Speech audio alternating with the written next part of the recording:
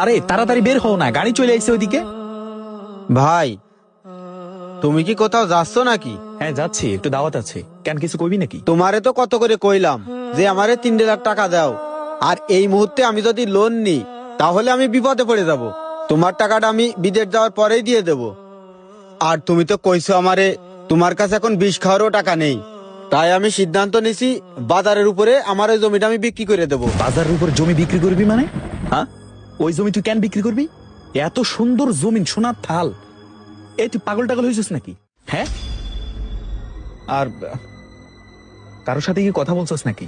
লোকমান কাকার সাথে কথা হয়েছে, কাকা কয়েছে 7 লাখ টাকা দেবে। এ সাত বলছে না? শোন দেখ ভাই, তুই আমার ভাই, আমার কাছে যদি টাকা পয়সা থাকতো আমি সত্যিই তোরে দিতাম। আর তাছাড়া বাজার উপরে একটা শোরুম নিছে, এটা তো জানোসই তুই। এখন ওখানেও 25 লাখ টাকা লাগছে। 7-8 না, আমি তোরে 5 দিয়ে দেবো। তোর ভাবির কাছে আছে টাকাটা, আমার না। টাকাটা আমার না, আমার সম্বন্ধী ওই কিছু টাকা রাখছিল তোর ভাবির কাছে 1 বছরের জন্য। তাই ভাবলাম আমাদের জমি আমাদের কাছেই থাকলো। হ্যাঁ, তাহলে ওই কাগজপত্র কি করবি আগে সেটা বল। বাহ ভাই বাহ, তুই আমারে কইছিস তোর কাছে নাকি বিষ খাওয়ারও টাকা নেই, আর এখন ওই জমিটা নেওয়ার জন্যই করছিস।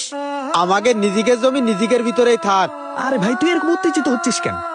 তুই যদি আগে এরকম এভাবে খোলাভাবে বলতি যে ভাই তুমি যদি টাকা না দিতে পারো তাহলে আমি আমার জমি বিক্রি করে দিব, তাহলে তো ওই জমি আমি আগেই নিতাম। তুই তো এরকম ভাবে কিছুই বলিস নাই। কেন, আমি কি বিদেশে যাওয়ার বিষয়ে তোমার কাছে যাইনি টাকার জন্য?